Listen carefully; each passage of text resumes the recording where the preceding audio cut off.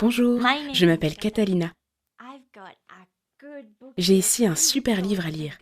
Il s'appelle Le jardin, le voile et la croix. Tu sais, c'est une histoire vraie absolument formidable. Donc, si tu veux l'écouter, installe-toi confortablement et je vais te la lire. Il y a très très très longtemps, ici même dans ce monde, se trouvait un jardin. Dans ce jardin, tout était merveilleux. Le monde était rempli de rires, de jeux, de joie et de plaisir. Rien n'était jamais mauvais. Personne n'était jamais triste. Et le top du top, Dieu était là. Il avait créé toutes choses. Il dirigeait toutes choses. Il aimait toutes choses. Les gens pouvaient voir Dieu. Ils pouvaient parler à Dieu. Ils pouvaient tout simplement avoir du plaisir à être avec Dieu. C'était merveilleux de vivre avec Dieu.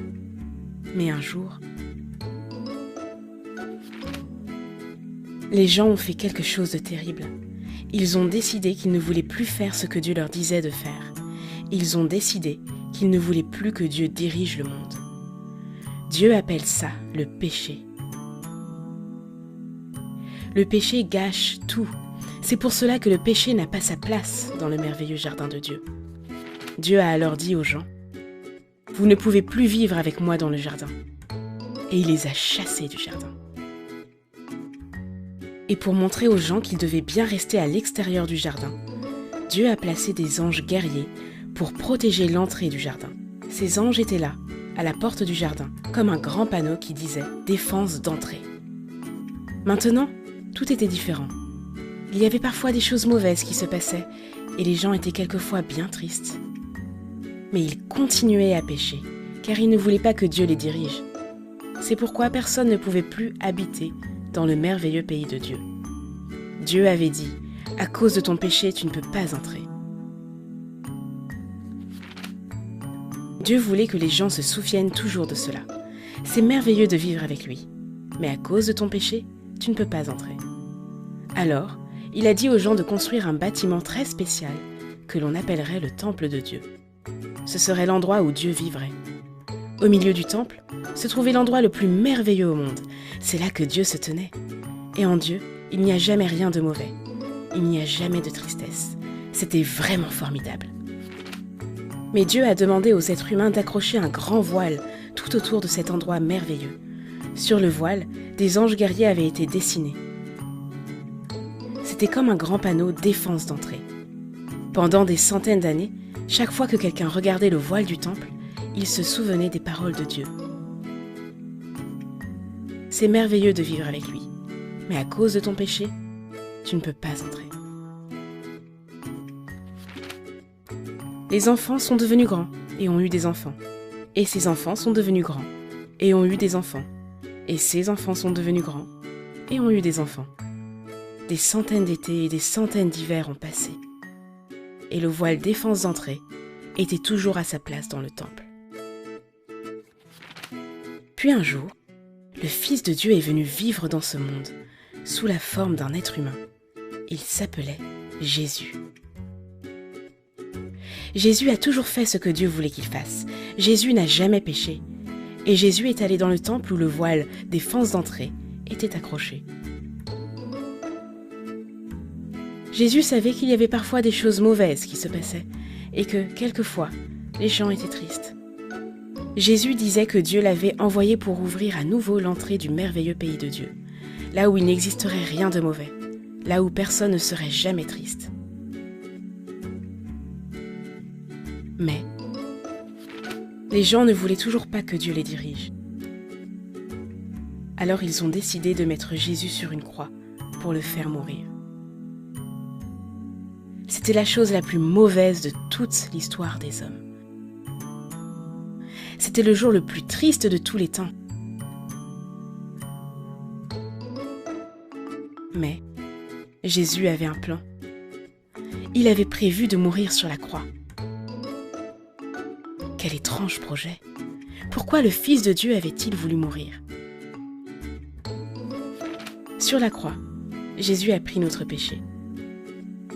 Toutes ces mauvaises choses que nous faisons et qui nous rendent tristes.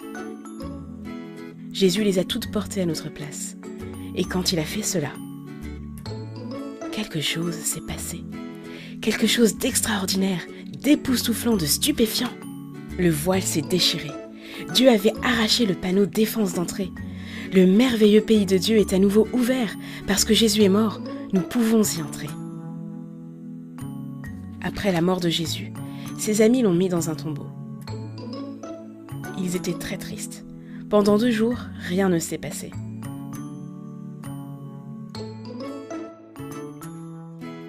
Mais le lendemain matin, les amis de Jésus sont allés voir son corps dans le tombeau. Et il n'était plus là.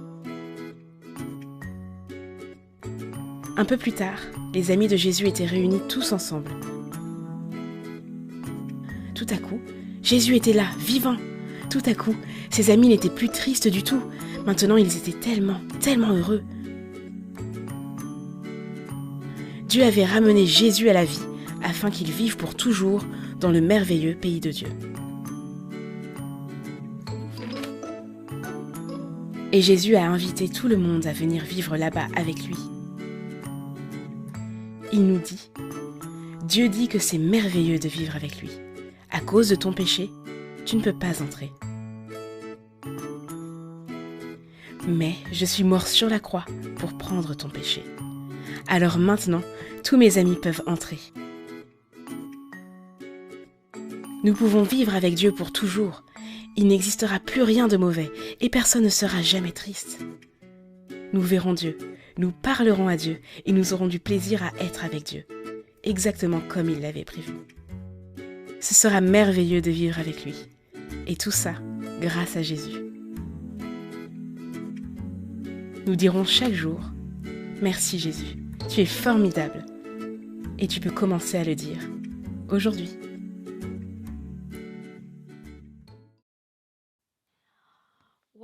Waouh, n'est-ce pas merveilleux?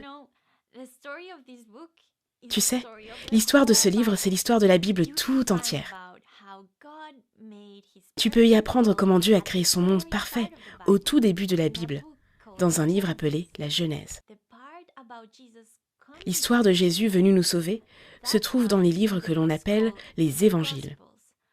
Matthieu, Marc, Luc et Jean. Il y en a 4. Et à la fin de la Bible, le livre de l'Apocalypse nous parle du monde nouveau et merveilleux que Dieu créera. Un monde dans lequel nous pourrons vivre avec lui pour toujours. Ce sont des histoires vraies formidables que Dieu nous a données. Merci beaucoup de m'avoir écouté. J'espère que tu as aimé cette histoire.